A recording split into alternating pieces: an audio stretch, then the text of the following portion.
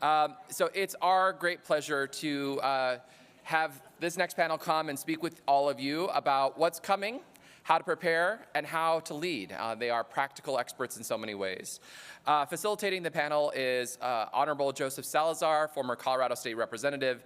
He's also a member of the Six and Six Action Board of Directors. I've had the joy of knowing Joe for more than 2 decades, I think. And what I know about him is he always leads with community at his side.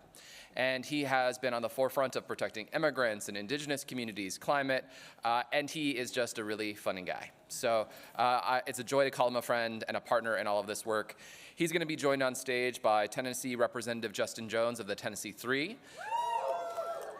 who will talk about his experience in the Tennessee legislature, dissent, and what we can do. We have Pushkar Sharma from Sacred talking about the connections to global movements for authoritarianism. Paula Ávila-Guillen, who's been a close partner with us at the Women's Equality Center during our international delegation work. We have Houska from the GINIW collective talking about the role that indigenous communities play in resisting authoritarianism. And Reverend Keyanna Jones-Moore from here in Atlanta. So for those of you in Atlanta, a local hero. So please help us welcoming them to the stage.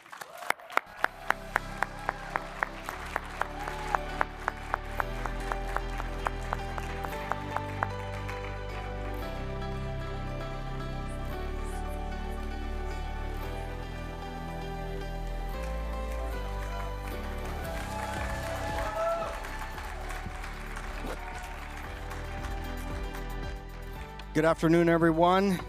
It's great to see everybody. I'm hoping that you're having a great time here at the Sixth convening and that you're learning an awful lot and supporting each other with thought, with collective action, and just figuring out next steps, right, in terms of what we're possibly expecting this next January and leading into the new year. As Jesse said, I'm Joe Salazar, former state representative out of Colorado. If you happen to get, right, if you happen to get a glare off of my forehead, please let us know. I don't want any of you being blinded by it, okay? As you know, we're stepping into a second Trump term, and this time we're concerned that he might not actually have as incompetent of an administration as he did the first time. And many of us prepared the first time around in 2017, including myself, when I brought a bill called the Ralph Carr Freedom Defense Act under the United States Constitution, the 10th Amendment, which, if you know the 10th Amendment, it reserves powers to the state. And so I drafted a bill to protect Colorado and its municipalities, its political subdivisions from federal overreach. And that's how we have to think about things, right? It's like wild that we have to think in those ways. And so the individuals that I have here today, they're not unfamiliar with having to take action and having to prepare and having to be visionaries in their respective communities, globally as well as locally. And so I want to go ahead and make the introductions here. We have Pushkar. I'm always on the wrong Pushkar. What's that? Pronunciation apologies. Pushkar. Pushkar. Okay, thank you very much, man. It's all right. I blame your paper. They wrote it down wrong. There's a. Okay. No, thank you so much. I appreciate that. So we have Pushkar Sharma. Yeah? He is the co-founder of Sacred, an Illinois-based organization working to strengthen our just and inclusive democracy. Pushkar is an organizer, strategist, and peace builder who has worked with the United Nations in South Asia, the Middle East, and Eastern Europe.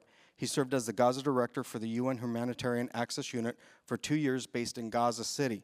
So I'm going to ask him questions in just a little bit, right? But, I mean, listen to that. Listen to what he's been involved in and really lean on his experience and his expertise and how we approach this incoming administration. We also have Tennessee State Representative Justin Jones, right, is the youngest Democratic lawmaker in the state of Tennessee and proudly represents House District 52. He was expelled in April 2023, advocating for common sense gun laws and democracy, but was restored to his seat just 3 days later. He also serves as a policy and activism fellow at the John Lewis Center for Social Justice at Fisk University. I'm very proud of being here with you. Yeah. Tara Houska, like, I know Tara. I love Tara. Tara is like one of the best human beings on the planet, and particularly for our indigenous community. She's a queen.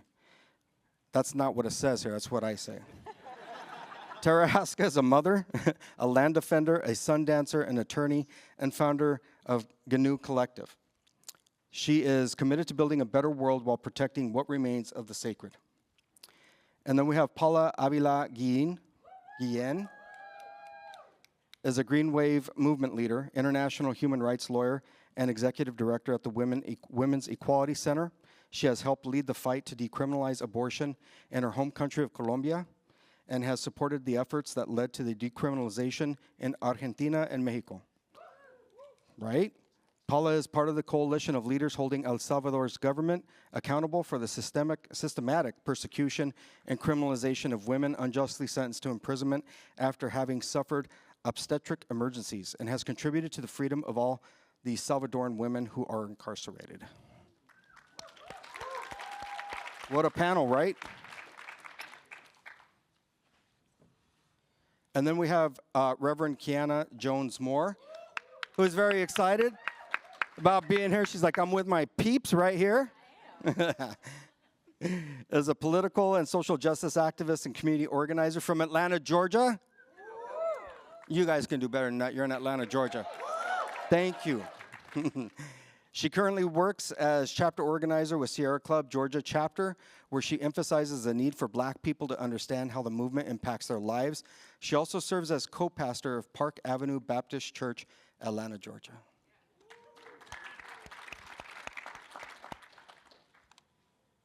All right, so the first impulse in encountering a rising authoritarian moment might be a defensive and protective mode.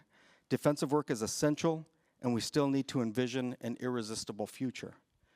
So what we're going to be doing is going through a list of questions with these folks to find out what does that look like in a second coming of an authoritarian government.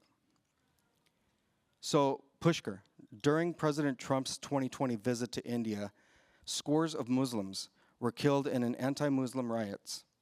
Trump refused to condemn state-sponsored violence in India, and his endorsement of the authoritarian-leaning Prime Minister of India underscored how white and Hindu supremacist leaders jointly advanced authoritarianism and anti-minority violence on the global stage.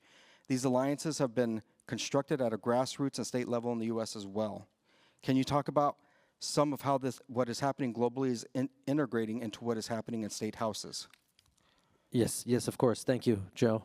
And thank you, Six. Thank you, everyone here, for having me. It's an honor to be here with an incredible panel. You asked me a question. I'm going to respond with a question. Do you know who was there with President Donald Trump in 2020 in India? Does anybody know? I'll give you a hint. He may or may not be nominated to be director of the FBI. Anybody? No. Kash Patel. Okay, so that was a teaser. Okay, we're going to come back to that and bring it to the present moment. But I have to say, we have to begin a little bit with the context here. Not everybody's familiar with some of the issues we're talking about. So I want to be clear that I am a practicing Hindu Buddhist. And I'm speaking as a member of my community to inform you that there is a Hindu supremacist movement. It's an extremist movement. The movement that killed Gandhi.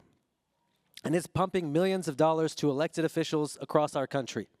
I can say in Illinois, $2 million over the last 10 years alone, a very careful estimate, and does not include the 2023, this last cycle, 2024 cycle. Another question, but this one I'll turn to the audience with. Has anybody read the book Caste by Isabel Wilkerson?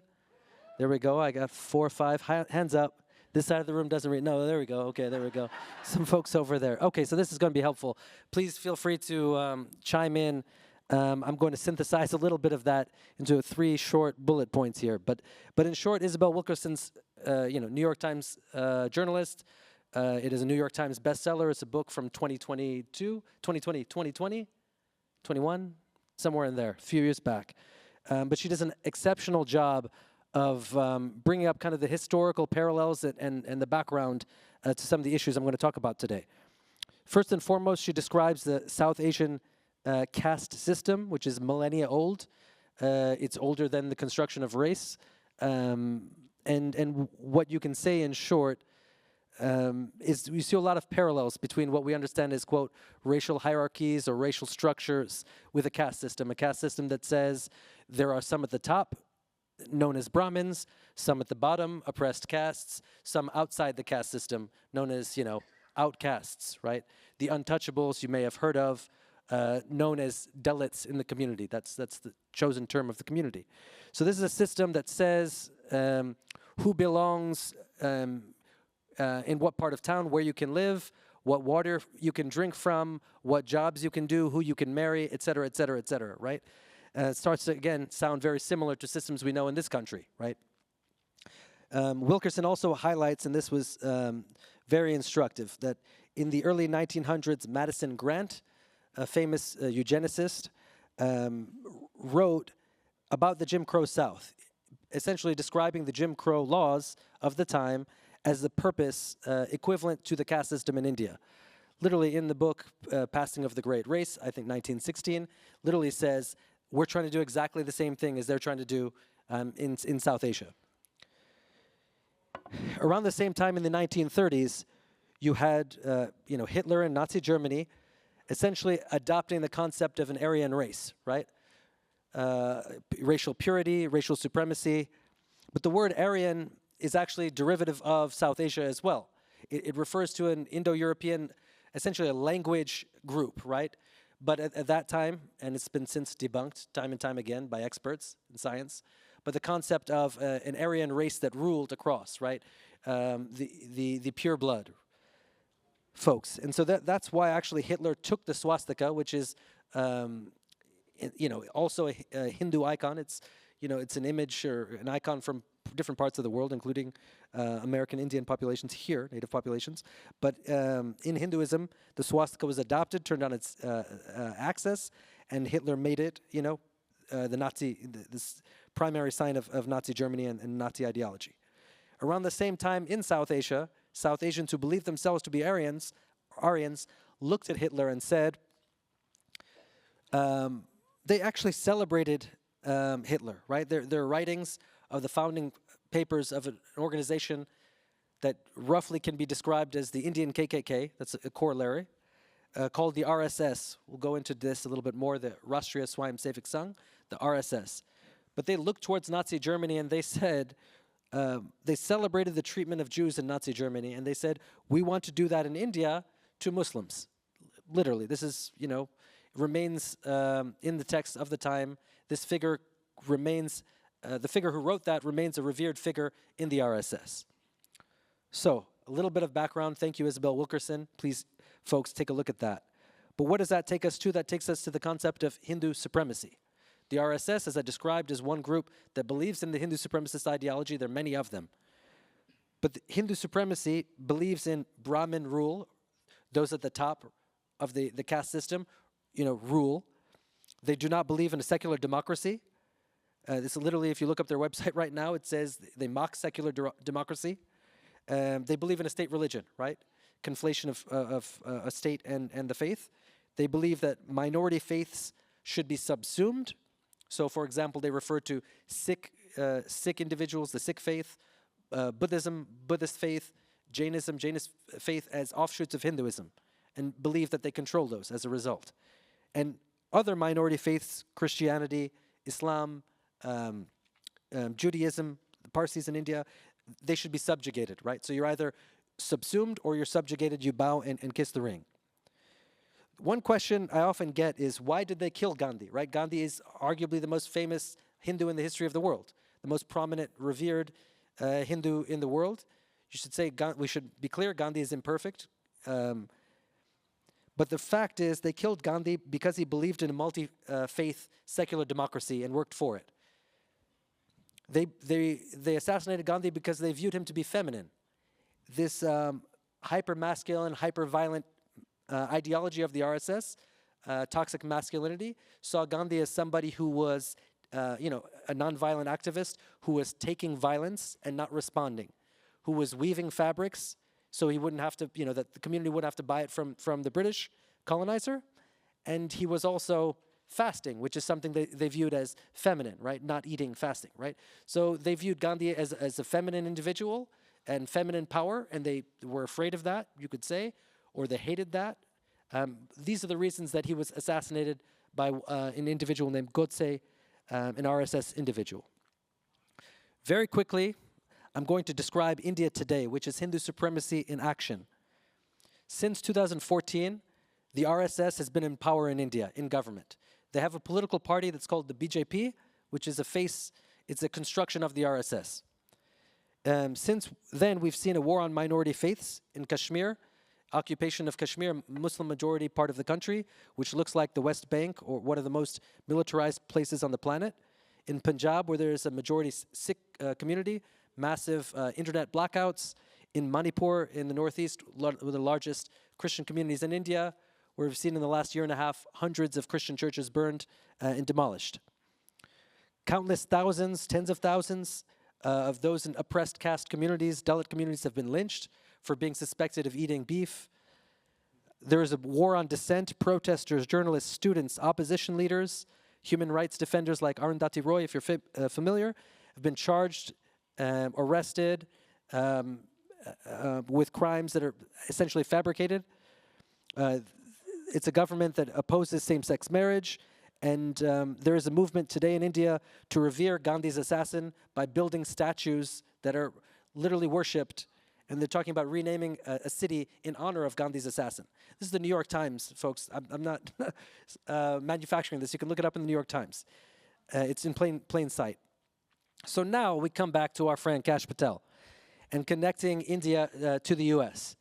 So we want to talk a little bit, I'll give you 4 quick examples of how this Hindu supremacist ideology has intersected with the US in recent years. One, in 2023, when former President Barack Obama made a statement about human rights abuses in India, an RSS BJP leader actually threatened his life on social media. 2, in 2020, when Vermont Senator Bernie Sanders was running for the primary to be president and was critical of human rights abuses in India, a BJP leader actually threatened to meddle in US elections if Bernie Sanders was elected. Third, in my home state of Illinois, there's an organization called the Republican Hindu Coalition, openly espouses a Hindu supremacist ideology, that a few years back named Steve Bannon a co-chair. That's right, the Steve Bannon. He's not Hindu, he's not of any faith as far as I'm concerned. And he's somebody who's been brought to Chicago, and I always tell our friends in Chicago, our friends in Illinois, that it wasn't the Oath Keepers or the Proud Boys who brought Steve Bannon, it was the Republican Hindu Coalition that brought him to Chicago. Most shocking is the murder of a Sikh individual in Vancouver and attempted murder of multiple Sikh Americans in New York City with ties to the Indian government. Again, citing my sources here, the Prime Minister of Canada has named one of Modi's closest associates as the person behind this. And in New York City, as I described, the Department of Justice has charged 2 individuals with plotting the assassination of American citizens. Okay, and I'm coming back in 1 second to say, since last month, folks, they've turned up. Since the election, Trump announced 3 individuals with Hindu supremacist ties and ideologues. Most prominent brown faces of his new forthcoming administration. These are individuals who stand with the white supremacist Christian nationalist agenda. You know them, Kash Patel, Vivek Ramaswamy, and Tulsi Gabbard. I'll leave it there for now. Thank you for that long overview. Yeah. So you took us to school. Like, right? I gotta say, man, I mean, I consider myself to be fairly educated on things, but like seriously, you took us to school and how this is all wrapped up. I mean, authoritarianism, how it wraps itself up around ultra-religious ideologies and how that translates beyond race. I mean, seriously, like Hindus wrapping up with white Christians, and that common core is that authoritarianism and that desire to oppress and suppress individuals. So let me ask you this follow-up question. and I'm kind of afraid to ask you a follow-up question, but because this is heavy too, right? This is a heavy question. What does it take to build multiracial, multi-faith progressive power in states in the face of this? Yeah, thanks very much. I think we'll start with the positive here. We've seen a number of wonderful, great successes in recent years.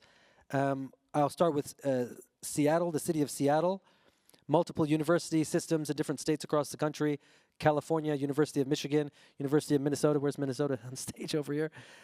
We've seen them pass legislation to end caste discrimination, essentially adding the term caste to protected categories in these places. A number of private universities and corporations as well. You can talk about Apple and a few others who've been leading on this. At the same time, it's been shocking to see the blowback and to see, for example, in California in the room anywhere, California, SB 403, legislation to ban caste discrimination in California that passed in the House and the Senate just about a year ago, but was vetoed by a progressive governor, Democratic governor, Gavin Newsom, who vetoed a piece of legislation to end discrimination in the 21st century. Just saying that, that's what he did. And it's actually very interesting. People ask again, why would he do that? But if you go to the San Francisco Chronicle, they're saying it openly. They literally interviewed an individual who said, we called up Gavin Newsom and we said, when you're running for president, you want our money, so veto this bill. He vetoed it, ha ha ha ha. Literally, San Francisco Chronicle. So we're seeing that happen in progressive states, deep blue states. I want to talk for just a quick moment about Illinois, where we've seen some great progressive leadership. Our organization, Sacred, we put forward a principle pledge to say, I will not, to candidates or elected officials, I will not take money from these hate groups, from this hate ideology. We're happy and proud to say in Chicago and Illinois, we've got 20 candidates in the last year who've taken our nonviolence pledge, which is actually backed by Gandhi's great-grandson. So we got your cover on that, and I encourage any folks from Illinois here to say hello. I want to also quickly shout out Representative Teresa Ma, who I think is in the, hello, Teresa, thank you so much, for listening and acting when a piece of regressive Islamophobic piece of legislation passed through and was signed by the governor, but we addressed that within 4 months. Thank you to the leadership, Representative Ma and State Senator Ram Villa-Velham, who I don't think is here today, but thank you. Thank you. Thank you very much. Right on. Give him a hand. Right. Tara, Indigenous communities have historically been on the front lines of resisting oppressive policies and defending sovereignty. How are Indigenous leaders and communities organizing to resist authoritarian actions and to build solidarity across movements? What unique challenges and strengths do they bring to the broader fight for democracy? Thank you to Six for having us all here. Everyone in the room, it's awesome to see everyone's leaning forward. That's like beautiful to see at the very end of the day, and we're standing between you guys and the party, so yeah, I feel good about that. I will introduce myself in the way that I've been taught, which is Buju, Jabawekwe, Indigenous Makwa, and Dudame, Couchiching, and Dunchapa. My name is Tara. I'm Bear Clan from Couchiching First Nation.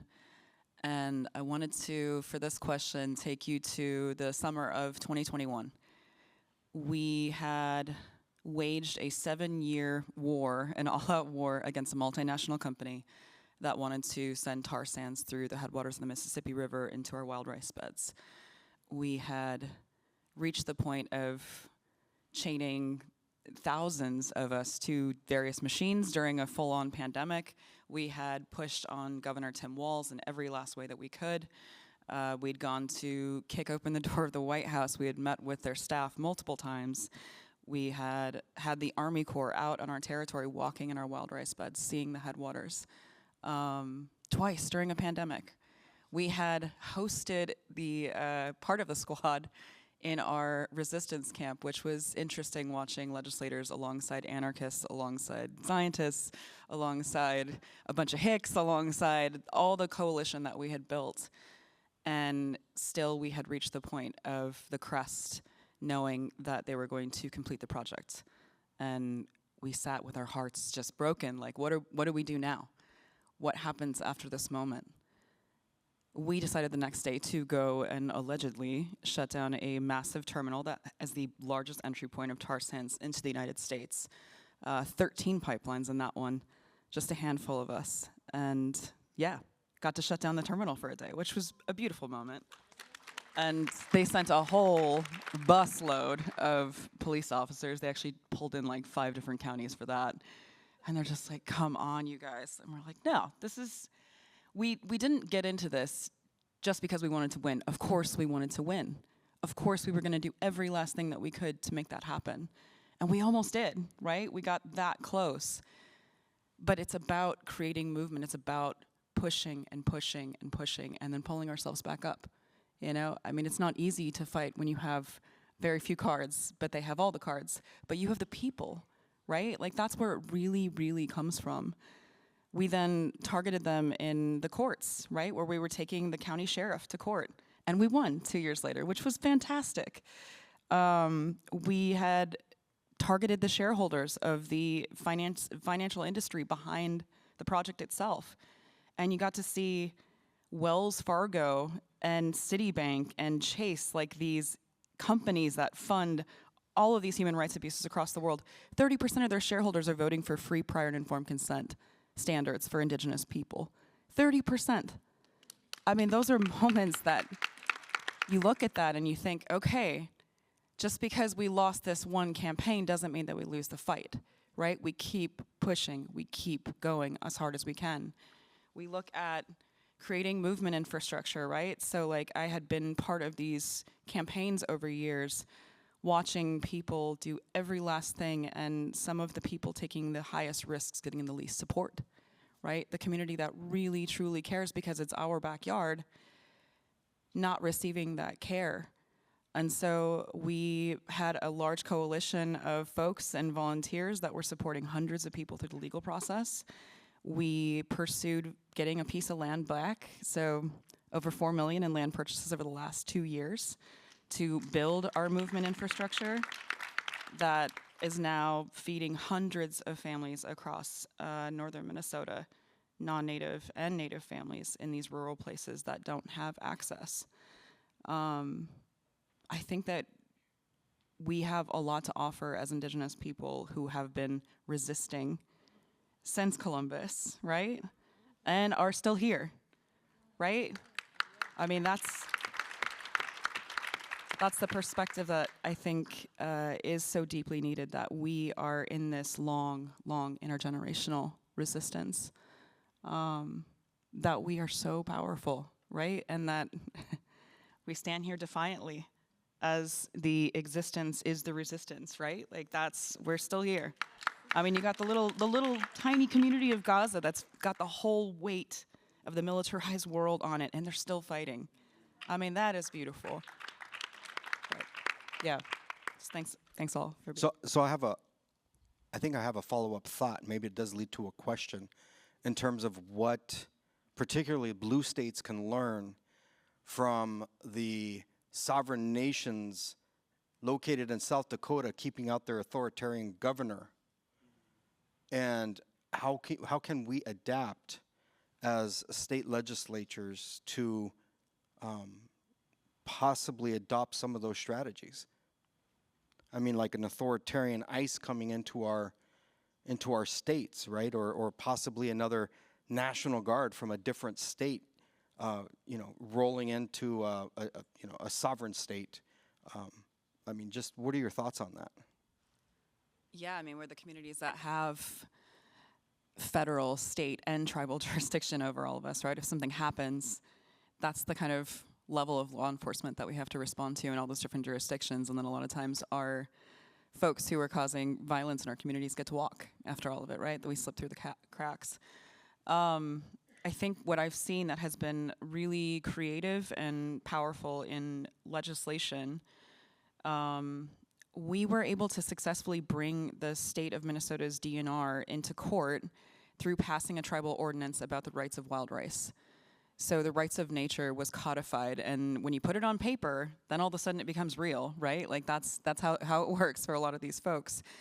And I've seen that happen in smaller communities as well, like where they're adopting these ordinances over Lake Erie has a life, right? It's a person. I mean, we live in a country that has turned corporations into people, allegedly, right? But that's where our creativity comes in as people who are able to use the tools that we have and pick up new ones and create new ones. If it's not there, create it. And I mean, I think that there's always something to be said for finding bravery and strength when we see relatives that are under attack and under threat. We have to stand together because it really is, I mean, it's gotta be a cross coalition. It's not just your liberation is my liberation, right? All y'all's liberation, all of our community's liberation is all of our liberation. We know that as Indigenous peoples. Thank you, Jefita.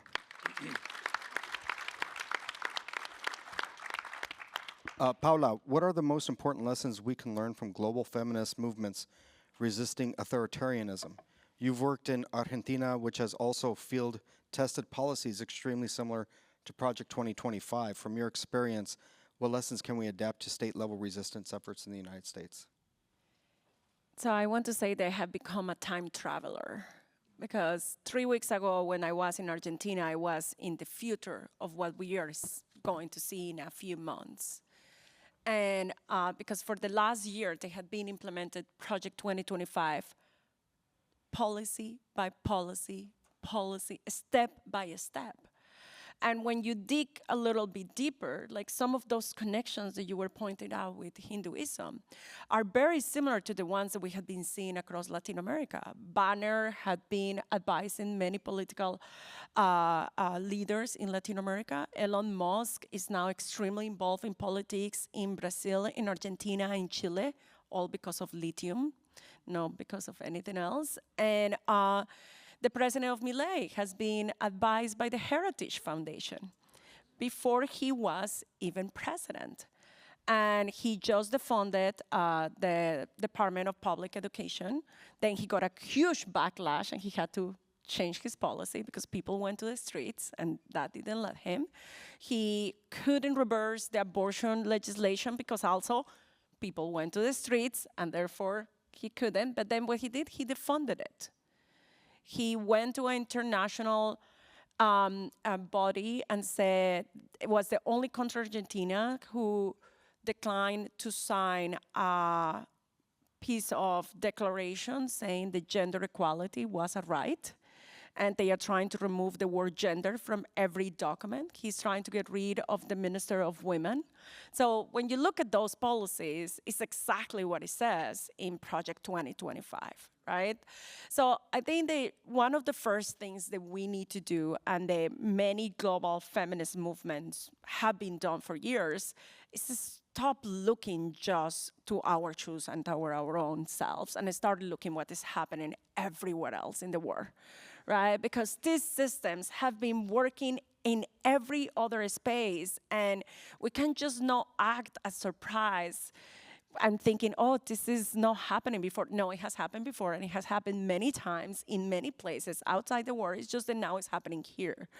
Because if we learn from them and we see what worked and what it didn't, we will be better at resisting. And do you know what Argentinians have asked me since the day one? How did you resist to Trump? And do you think that anybody from the United States has asked me how the Argentinians are resisting? So we need to start like really get out of our own head and start seeing what is happening globally if we really want to defend, because the right is a global movement and they have a global vision. And in that vision, none of us fit in. It's exactly the same thing. The vision is a vision of a world where you are either white and you are belonging to certain castes and you belong to certain people and you obey. And I think that none of us will fit in that world, right? So if we start looking at those things, something that has been working, and what I told them I went to Argentina and I also told them I am coming from the future, because if you don't prepare now, Milei is going to get reelected. So you need to start thinking how to avoid that, because nobody in the United States thought that Trump was going to get reelected. And they right now are not thinking that Milei could get reelected. for them, what is working is the streets, because they take power in the streets and they take protests and they go to the streets and they know how to resist. But if that's not what it works here, you need to figure out something else. But the lesson that I shared with them, and I think is something that we need to learn from what it was our experience 4 years ago, was we cannot get distracted with the noise.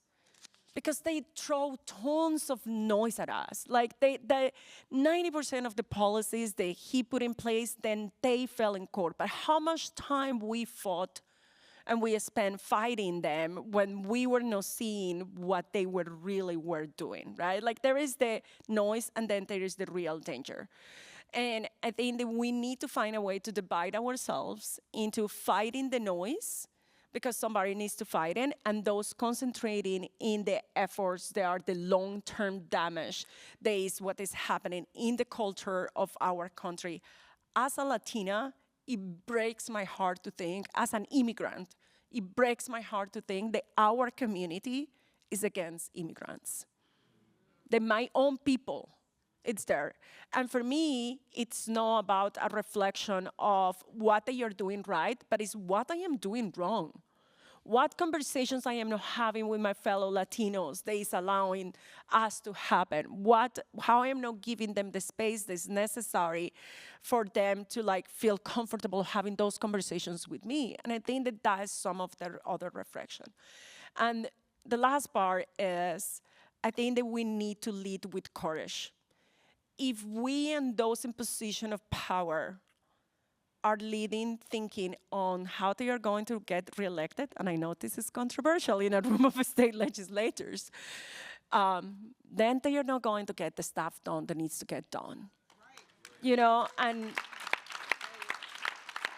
when these people get in power, they are not thinking about, how people are going to react, or what is the polling numbers to this policy.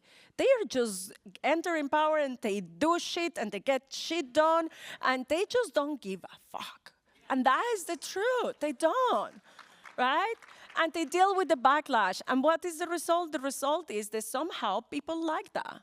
And then they get elected. So I think that now we are in a position where we need to lead with courage and lead with love to protect our communities, do what is right, and then I figure out the other part. And trust that people will see that courage and then get you reelected. Because that is the way that we are going to fight back.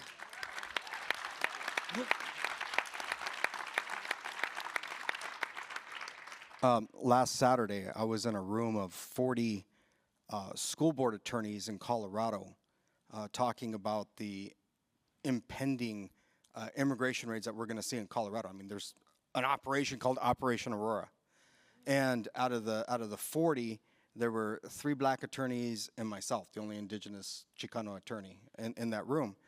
And my school district's the only one's been preparing since February. And people are like, why you been preparing since February? Did you know Trump was going to win? Didn't know he was going to win. We prepared for the possibility that he may win. And I threw this concept out there because you just wrapped it all up, that we're multi-dimensional beings. We deal with space-time and culture, right? Like, we're familiar with the fact that Operation Wetback happened in the 1940s and 50s and is going to happen again, and we experienced it, and we understand these things. We understand these moments, right? But not everybody thinks that way. Not everyone is a multi-dimensional being, including a lot of electeds. How do you get them to that point to understand that what they are experiencing is not linear? It's multi-dimensional. How do you get them to understand that? I mean, I think we need to have these conversations to get them to understand that, but they also need to see the humanity of the impact of some of the policies. And you know, you said that they took us to school. I think that we also need to learn our history and learn the history of the impact of our policies somewhere else. And that's why I think the right is so fixated in attacking schools and attacking what is taught in the schools, because that is the long-term vision. If we don't know what happened before, we keep repeating over and over and over and over again the same things, right? So I think that it's also important for us to protect those spaces and to protect them in a way that that we do whatever is necessary to do, even if it's just to win that day's fight, even if you're not winning the entire campaign. But right, like we need to do what we need to do in the moment, and sometimes maintaining the status quo is the win, right? But we need to be able to do it. And I also think that it's very important for us to start talking not only about what is wrong with them, but also what we are selling. They have a very clear vision of the war. And we all are fighting for, or I believe we are fighting for a multiracial, inclusive, diversity democracy. But what that is, how does people eat that? How does change the life of families? So we need to be so much better at saying not only that they are wrong and what is wrong with it, but what is good about what we are selling. Because they are excellent at selling their piece of, you know, and I think that once we start like putting meat in how the life of a family is going to change, if you have that multiracial, inclusive democracy, I think the people are going to start naturally aligning in our side and start seeing the world in a different way, because they will see themselves reflecting in what we are selling, and they are seeing then that irresistible future that we are all fighting for. And I will end with this, and it is that it's very tempting to say right now that everybody who didn't vote the way that we want them to vote is the enemy, and that will be a mistake. Because there is a large population in that group. There is some that are gone, and those are gone. There is nothing to do with them, you know, like, it's sad, but there is a large population of that group that is being in the process of being radicalized right now, and we need to rescue them. Yeah. We cannot just sit down and say, I'm sorry, but you are gone. And yes, it sucks. It has to be our job to also do that, but yes, we need to rescue them. Thank you.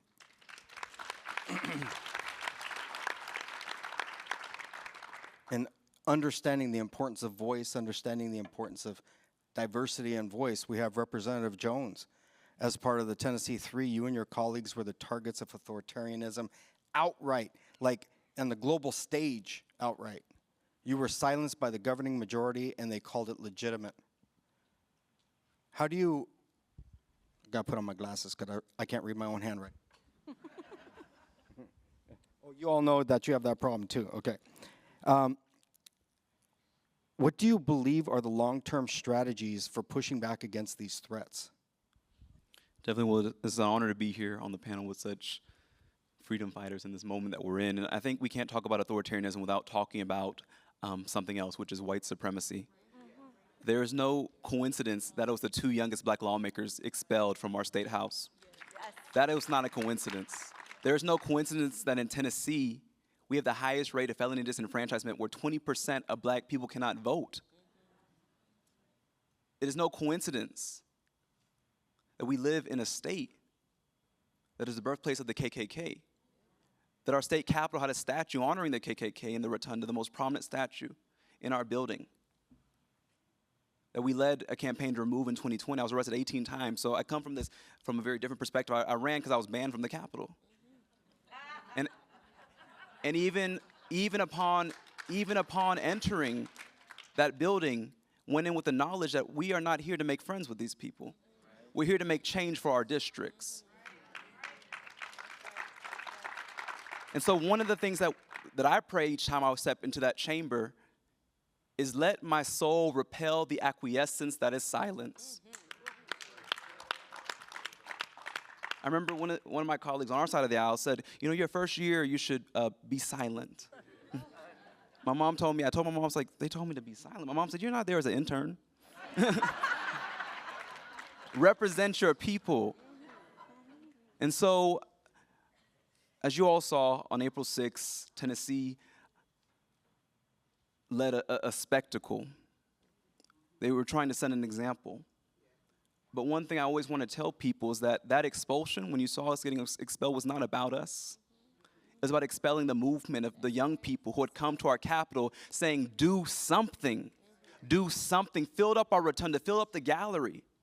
And rather than allow us to talk and address the issue of gun violence, what did the other side of the aisle do? Cut off our microphones, shut off our voting machines, said we can have a moment of silence, but we have to get back to normal business. And what is normal business in America? It's the reality of white supremacy, and connected to that, the reality that gun violence is the #1 cause of death of children in this nation. And so I think I kind of want to divert a little bit, because when we talk about challenging authoritarianism, it's easy to go talk about the Republicans, the other side. I want to talk about our side. Yes. It was members of our own caucus.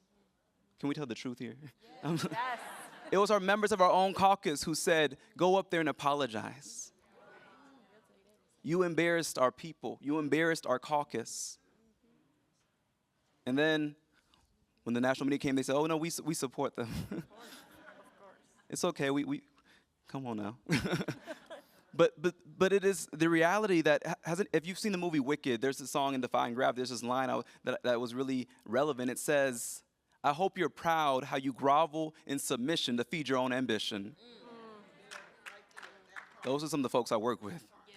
We serve with folks who have a lot of power, but not a lot of courage. Yes. And so when we went to the well for those expulsion hearings, I never expected to come back. I'm gonna be honest.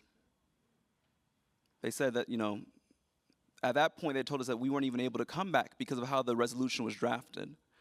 And so rather than apologize, what I knew was that let's put them on trial. You want to talk about expelling us? Let's talk about the members who urinated in each other's chairs. Let's talk about the members who committed domestic violence against their spouses. Let's talk about the members in this chamber. We can go through the roll call. We have receipts too. And so we wanted to put them on trial because one way to fight authoritarianism is to recognize that we are not powerless. Serving in the Tennessee General Assembly, when you walk in as a member of our side of the aisle, you're told you're the minority party. I said, no, I like what England says. We are the opposition party. We are here to be a speed bump as you try to drive this train of our state over the cliff. We are here to oppose you with every tool at our disposal. And if that means when you shut off a microphone, pulling a megaphone out of our pocket, hey, we got to do that too. Because democracy requires disruption. Democracy requires us doing things out of the ordinary when it comes to the lives of our children in schools, when it comes to our people.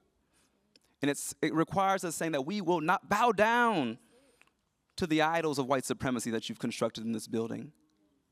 And the reason I'll end by saying this, that we led that campaign to remove that KKK statue, because some people say, why did you focus on that statue? I said, if we cannot remove such an overt symbol of white supremacy, then how will we remove the more sophisticated and subtle policies that statue represents?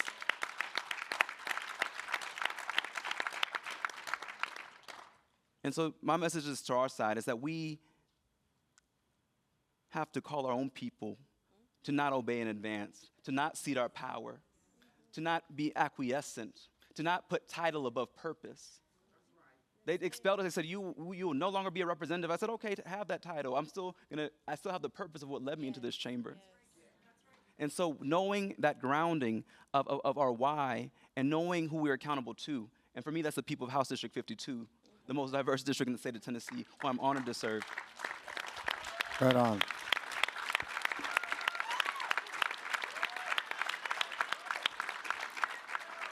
With these powerful speakers here and just the wisdom that they're conveying to us, Reverend Jones Moore, just like bring that wisdom all together, right? Like, how do authoritarian policies and state legislatures affect local communities, especially marginalized or vulnerable populations? And what are you expecting of our state legislators to help serve as both the sword and the shield for our communities? Well, the first thing that happens, and thank you to Six for having me, and thank you to this wonderful panel and to everybody who's here, but the first thing that happens to marginalized communities in a state of authoritarianism is that you get moved farther away from your people. The people who elected you now see you and they say, what are you really going to do? Are you really going to stand up for me? Because y'all know that you're sitting in the city of Atlanta, Georgia, right?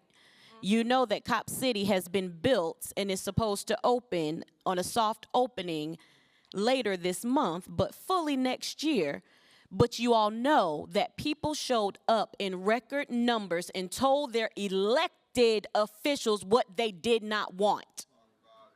What happens during a state of authoritarianism when we, the so-called progressives, are more worried about getting reelected or are more worried about our political capital, when we are so scared to stand up because we won't be invited to the mayor's ball next year. What happens when you are afraid to stand your ground is that the people will go balls to the wall against you and make sure that it does not matter how much money you have, but you're going to unask that seat. That's the first thing that happens, right?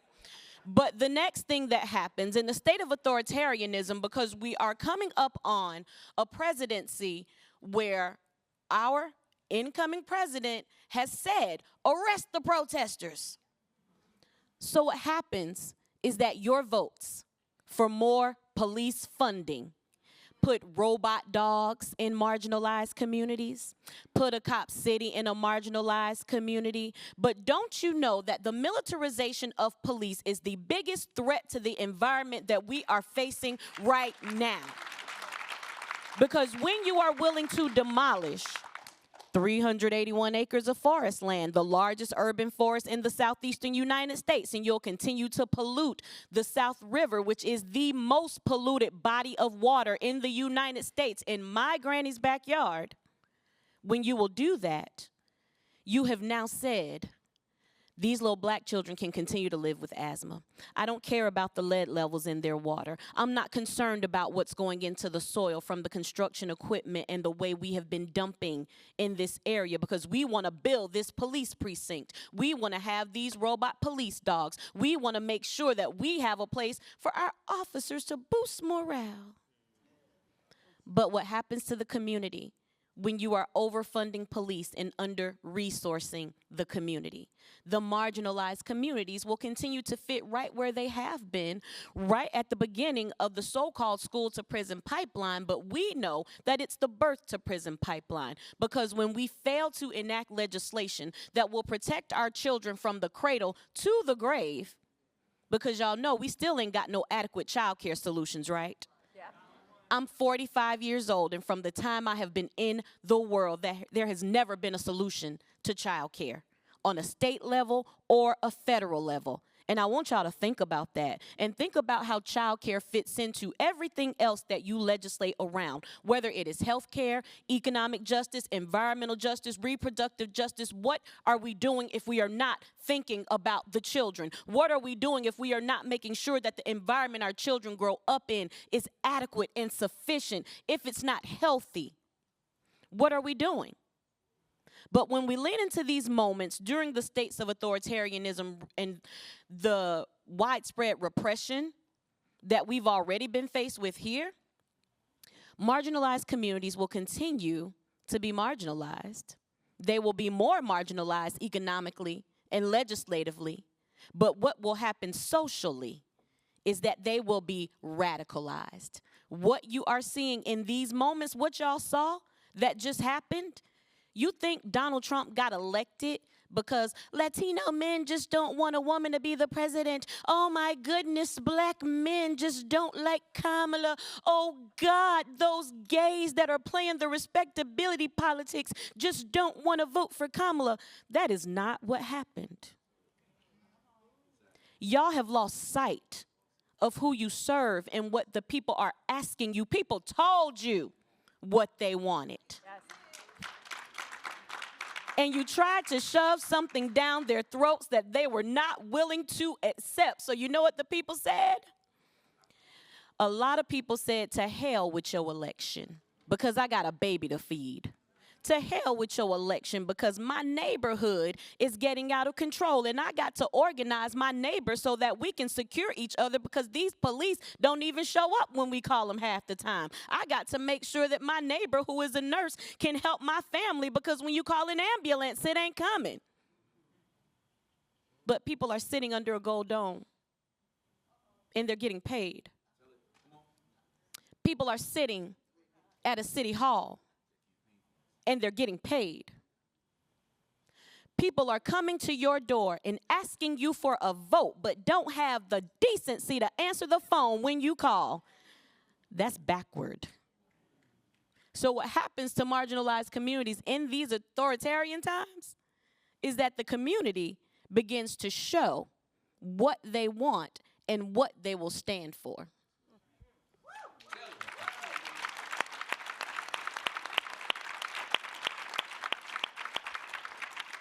So I have a list of follow-up questions that I could choose from based off of what you said. I want to ask you all this question, because it hits the heart of a lot of people sitting right here in this audience, nonprofit sector, that Congress is attempting to enact a bill that would classify nonprofit organizations as terrorist organizations, right? And I'll just be honest with you. My own congresswoman voted for that bill, and she's a Democrat, right? After she received support from nonprofit organizations for her reelection, which was not successful. Makes you wonder why a Democrat would vote for Republican priorities when she's not going to be serving anymore. I think one would figure she should be swinging for the fences on democratic values. But here's a question for you based off of that long-winded diatribe I just put out there. Now, why the black woman had to have a diatribe and everybody else was just powerful? I'm No, kidding, no, I'm me, just I'm kidding. the long-winded diatribe. That's what I'm talking about. Man, I wouldn't do that. Here's the question for you. What can state legislators do to protect our nonprofit organizations from being considered terrorist organizations, from having the IRS try to classify them? Is there anything that can happen? What can we dream up? Because that's what this particular panel is about. It's about figuring out, how do we deal with federal overreach? Well, as a person who works for one of those nonprofit organizations that the incoming president will certainly be targeting, because we are an environmental organization and he wants to drill, baby drill, and we are determined to fight that as much as we can. What I would say is that we got to lean away from the nonprofit industrial complex. Even though we have organizations that are structured as such, we got to get back to the grassroots. We have to go back to the basics. As legislators, if we can come up with creative ways to talk with our nonprofit partners to make sure that, okay, if we're using PAC funds, we're using PAC funds. But let's not lean so much on the 501c3 on this one. This is when you have to go to your community. And this is when you really have to find a neighborhood organization that is not incorporated. You have to find people on the streets who are willing to say, look, this is what we can do, and we don't have to do it under the banner of the nonprofit, but get the work done. And when you do that, when you go back to the grassroots, you are going to get the most authentic work, because let's be honest, a lot gets muddled and watered down in the 501c3 industrial complex. We have to stop leaning so much on the organization, but remember who makes up the organization. There are hundreds and thousands of volunteers who are members of these organizations. And when we begin to leverage who those volunteers are, those are our people. Those are your voters. Those are the people who are willing to hit the streets for you. Those are the people who are willing to show up and say, I'm showing up as Reverend Keyanna Jones-Moore. I'm not showing up as Sierra Club chapter president or chapter organizer or whatever. We don't have to do that. I believe that we can find ways within those organizations to leverage the other avenues that don't endanger their IRS status. Okay. Right. So, Reverend Jones-Moore and Representative Jones, I want to ask you this question, because this comes up an awful lot in politics, and particularly in our general assemblies. In Colorado, we have a saying where in politics there are no permanent enemies and there's no permanent friends. And I'm sure that your state legislatures are maybe a similar kind of phraseology, right? In this one moment where we are facing an authoritarianism that many haven't seen in their lifetime. I mean, I guess some of us have, but it's just different now, right? It's a national, huge national movement. What do you think about working with the opposition? How do How do you navigate that? What are your thoughts on that? Well, I was going to let you go first since you are a sitting member of a state legislature, because I'm sure that your views might be a bit different on mine. You know, first of all, I want to say that, you know, Tennessee has been a training ground for what we're about to see nationally. And so when we talk about what is coming, we've already been living that. Project 2025 is Tennessee 2024. It's Mississippi 2024, it's Alabama 2024, Oklahoma 2024. And what I mean by that is that we are a state that already sees what it's like to live under defunding public education, removing qualified people from our government, expelling legislators because they dissent. We know what it's like to attack diversity, equity, inclusion, and we're dealing with the implications of this already. And one thing that's very frustrating is especially at progressive spaces, sometimes the South is so written off. And we're told, you know, even after the election, I saw some people writing, oh, let's let them secede. Do you not realize that the majority of black people in this nation live in the South? Yes. Do you realize that there's so much repression happening in the South because there's so much resistance to quell there? Because it is a crucible of building the type of nation that we want. And so that's why we're seeing so much repression. And so, you know, working with the other side, this is a question we always get, and particularly coming from being an organizer to being a lawmaker, they say your role is different. You have to, you know, try and make friends. And in fact, if you don't pass a bill, they will use that as a way to shame you.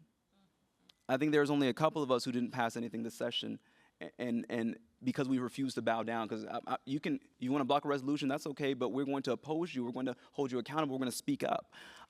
Because we're not here just to make symbolic change or incremental change, but we're here to live up to the values and to energize our people, to let them know that we're fighting for them. And so when I talk about working with the other side, I'll say that I'm not interested in so much working with the Republican majority who won't work with us. But what I am interested in doing is working with their people in their districts. Because every time we go to committee and we fight for common sense gun laws, we fight for environmental justice, we fight for healthcare as a human right, the same folks in their districts, we're fighting for them too. Even the ones who kicked us out the legislature, the message was, we are fighting for you and your children, your grandchildren, we're fighting for your people too. And so in that way, that's where I see us working with the other side. But not compromising our principles and not just trying to play respectability politics to get invited to play golf with the governor. That's not an interest. That's not an interest. And so what I'll say too is, as we're looking at authoritarianism, sometimes it's going to be big moments like the expulsion, but really what we're seeing is democracy being killed by death by 1,000 cuts. Yes. Because we saw this expulsion, everyone paid attention to that, but what people don't see is what's happening with these rule changes, where now they're, you know, in our state capital, you have to have a ticket to sit in the gallery. And each of us only get one ticket to give to one constituent. What we're seeing are members of the press being kept off the House floor if they say something that is challenging to the Speaker of the House. You heard the poem, First They Came For. One of my mentors, she was telling me a story. She's from the Philippines, a journalist, and she was saying, she did a new version of that. First they came for the journalists. We don't know what happened next. Right. And so this is what we're seeing. We're seeing a Capitol where you can bring guns in our Capitol, but you can't bring a small 8x10 paper sign without getting drug out by the troopers. That's what we're seeing. That is what authoritarianism looks like. It's not always what happens every day on the national news, but it's the everyday moments of cutting off microphones in committee, of limiting debate and dissent and deliberation. And so the way that we'll work with the other side is by going to their districts and trying to serve their constituents where they're failing to. And I think that's my best advice. I might not be the best person to talk about bipartisanship because we live with fascists. I don't know how to be bipartisan with white supremacists and fascists. Right. No, that was right on the money, because for me, what I would suggest to people in state legislatures is find what you have in common. Find what everybody can get behind. And one of the things that I think about is here in Georgia, there's a Republican in our state house who likes the idea of a community utilities council. Well, that's a great thing to do because Southern Company here in the Southeast, Georgia Power is one of their subsidiaries, they are literally raping consumers, but I am sure that it doesn't matter which side of the aisle you're on, a consumer utilities council is something that you can get behind. But when it comes down to things that you know you have a moral imperative to stand against, there is no compromise. And it doesn't matter if they come and tell you, well, we got the votes anyway, we're going to win. That's when you tell them, well, you don't need mine. Do what it is that you will do, because your constituents need to see you stand your ground. And stop being afraid of losing the support of these police unions. When you know that cops keep killing people, and that since George Floyd was murdered for the world to see, that the incidence of police murder has gone up year over year, and you want to keep giving money for what? You want to be next? Because it can happen. When we talk about working across the aisle, that doesn't mean that you have to say, you know what, I'm going to compromise on this thing because, you know, they're just going to keep targeting trans children, so we just got to, you know, we got to suck it up and go. No, you do not. You hold the line. Hold the line so that the people who elected you know that you are still you. Hold the line so that you continue to be worthy of their support.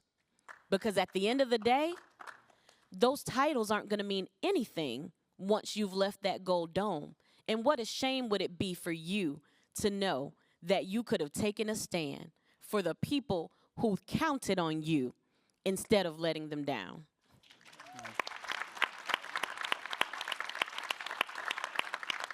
So we're coming close to wrapping up, and I'll engage another long-winded diatribe from Colorado, right? Like, we're a little bit different, right? I mean, we're solid blue.